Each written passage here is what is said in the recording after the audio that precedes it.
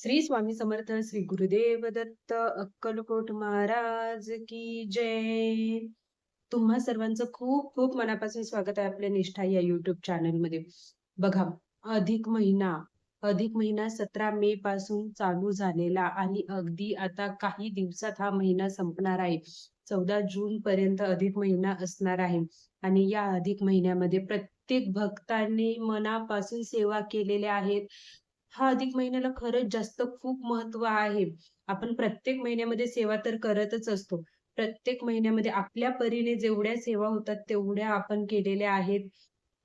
वेळात वेळ काढून प्रत्येक भक्ताने सेवा केलेली आहे. भगवद्गीतेचं पारायण असू द्या, श्री गुरुचरित्र ग्रंथाचं पारायण, श्री स्वामी चरित्र सारामृताचं पारायण, विष्णू सहस्त्रनाम, व्यंकटेश स्तोत्राची सेवा, जी काही सेवा जमेल ती प्रत्येक भक्ताने केलेली आहे. कारण की आपल्या सगळ्यांना माहिती आहे, अधिक महिन्यामध्ये केलेल्या सेवेचं पुण्य कितीतरी जास्त पटीने आपल्याला मिळत असतं. हा महिना खरंच खूप जास्त पवित्र आहे.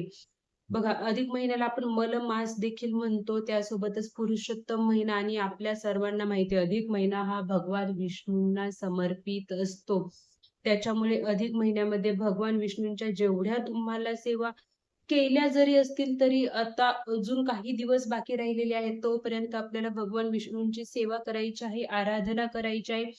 पितरांना दान करायचं आहे. अधिक महिना पितरांसाठी देखील खूप महत्त्वाचा आहे. पितरांची सेवा कशी करायची त्याच्या रिलेटेड देखील व्हिडिओ आपल्या चॅनलवर बनवलेला आहे. बघा, करता करविता तो असतो. आपल्याकडून जेवढी सेवा होते तेवढी आपण सेवा करायची आहे. त्याचं फळ आपल्याला भगवंत नक्कीच देत असतात. त्याच्यामुळे जेवढी शक्य होईल तेवढी सेवा करा आणि प्रत्येक सेवेचं काय असतं, प्रत्येक सेवा आपल्याला मनापासून आणि विश्वासाने करायची असते, श्रद्धेने करायची असते. तुम्ही अगदी 5 मिनिटाची सेवा करा किंवा तुम्ही अर्ध्या 1 तासाची सेवा करा. जी सेवा तुम्ही भक्तीने आणि मनापासून करणार आहात ना, त्याचं फळ तुम्हाला मिळतं म्हणजे मिळतंच.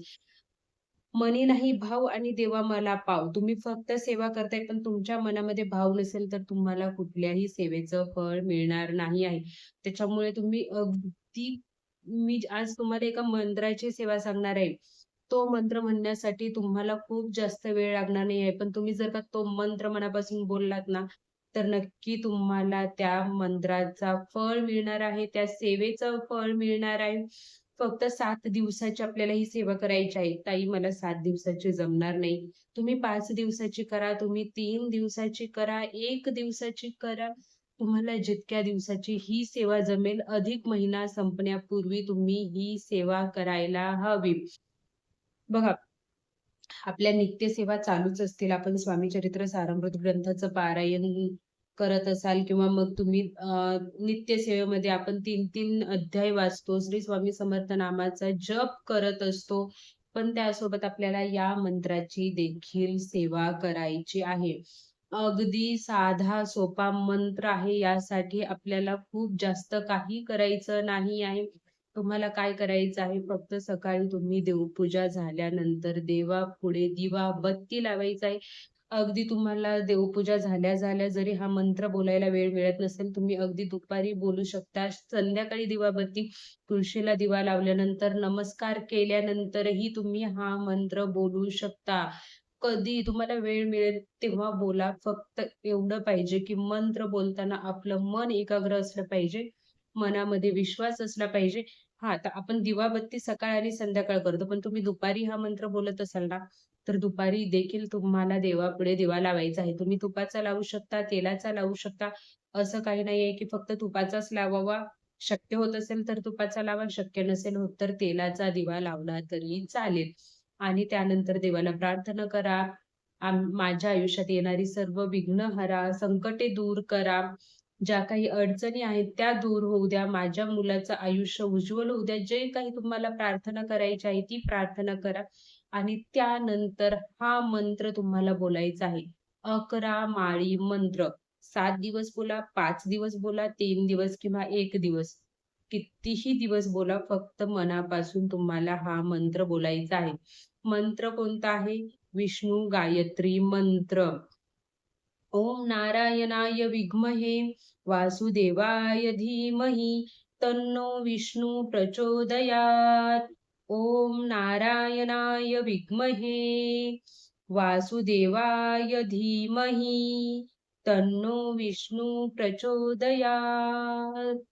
हा मंत्र 11 माळी होत असेल शक्य तुम्हाला तर 11 माळी म्हणा.